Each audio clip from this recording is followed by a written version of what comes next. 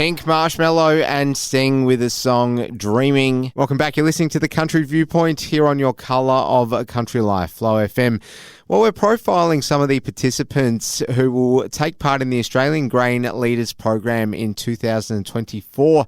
And one of them is a fella by the name of Thomas Maloney. He's in Jerilderie, and he's a farmer there in Jerilderie. And it's great to have him joining me on the line now. Welcome to Flow FM. How are you, Thomas? Good, thanks, Oliver. Great. And thanks for having me. Well, let's find out a bit about yourself first. So tell us exactly what it is that you farm there in Jerilderie and how long you've been doing it, Tom. Okay, so we're a broad acre winter and summer crop farm here at Jerilderie. So we only grow grain. We have no livestock. We also do irrigation of dry land. So we've got about 12,000 acres here at Jerilderie that we're looking after, and it consists of wheat, barley, canola, and we also have corn in our summer crop rotation. Well, it's been a very volatile time for farming there in that community in southern New South Wales. Just looking across the Riverina, talking about, the devastating impacts of the flooding that occurred about 12 months ago and where that left everyone and how long it took to recover from that. And we're now looking at very dry conditions, obviously. So, how's the last 12 months been? And do you feel as though farmers are still in a decent position to come back and see some good sort of productivity and profitability in the months ahead? Yeah, I think we are. Basically, the last couple of years, and especially the last 12 months, have been quite volatile, just with regards to the weather. Obviously, some very wet years, and also with the grain prices have been high, but also inputs have been high. So I think that's really sort of kept everyone on their toes. The last 12 months for us have been good. We have had to deal with a lot of flooding, but we managed to sort of come away from that in not a terrible position. We didn't lose a lot of crop. I know a lot of people sort of east of the Newell, up around Forbes and that, they did lose a lot of crop. But in our area of Jerilderie, we were fairly lucky. It's quite flat and the water does flow here relatively well.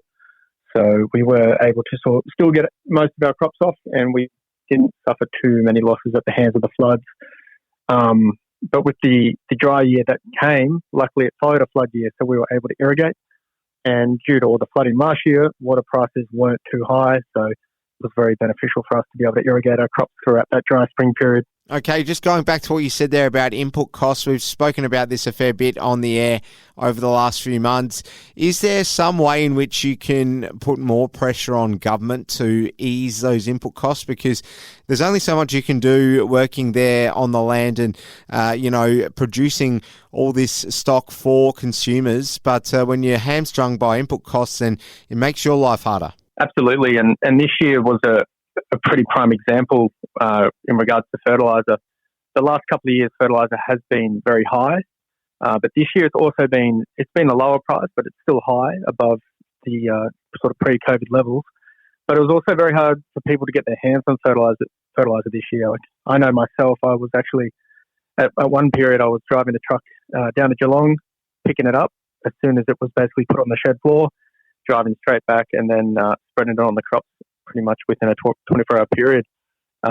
We were quite fortunate. We do have our own sort of fertiliser storage on our property, so we had a bit of a stockpile going, but I do know that for those who didn't have the ability to store fertiliser, it became very difficult to get fertiliser and get it on the crops this year. So I know there was a lot less urea put out than otherwise would have been if that supply had been there. That is Thomas Maloney. He's a Jerilderie farmer and he'll be a part of the Grain Leaders program in 2024. We'll hear more from him right after this break. Thomas, don't go anywhere.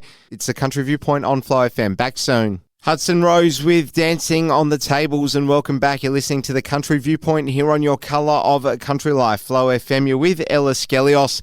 And it is Monday, the 4th of December. Hoping that you're having a fantastic day wherever you're listening from across the Flow FM network, whether it be in New South Wales, Victoria or South Australia. Hope your Christmas presentations are also coming along as smoothly as possible. Well, on the line with me is Thomas Maloney. He's a Jerilderie-based farmer and he'll be taking up one of the spots in the Grain Leaders program for Australian grain growers in 2024. Good to be back with you again, Thomas. Now, let's switch our focus to the Australian Grain Leaders program in 2024. How did you get initiated with this, Thomas, and tell us what it means for you to be a part of it? I actually was contacted by our agronomist / consultant that we use.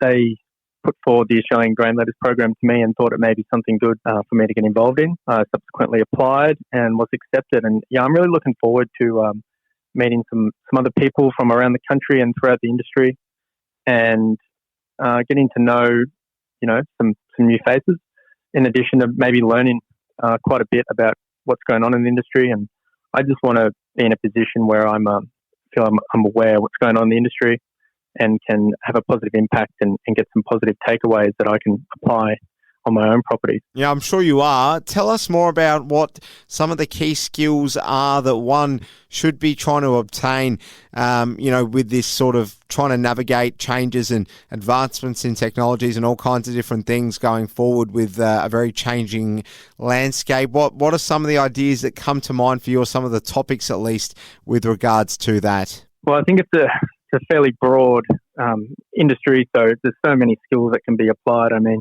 I think financial literacy is probably a big one in this day and age. The costs of everything are becoming higher, and the machinery is getting more expensive. The farms are getting bigger in a lot of cases, so having the ability to really understand what you're getting involved in, and the stakes just seem to be a lot higher, especially with the recent volatility of input prices and grain prices. So having a good idea of, what's involved and how to safely navigate a year, particularly, with the weather, I think it's very important that people have things in place that can sort of mitigate risk, because that's really what we try to do. We try to work on an average and keep things rolling. Too right. Thomas Maloney, he's based in Jerilderie in southern New South Wales, and he'll be a part of the Australian Grain Leaders program in 2024. We'll leave it there. Thomas, thanks so much for joining us here on Flow FM, and all the best with the program next year. Thank you very much, Alice. Have a good one. Thomas Maloney on the line. He's from Jerilderie, and he'll be one of the voices taking part in that Grain Leaders program in 2024, and we wish everyone in that all the best. More to come. It's the Monday Country Viewpoint on Fly FM. Don't go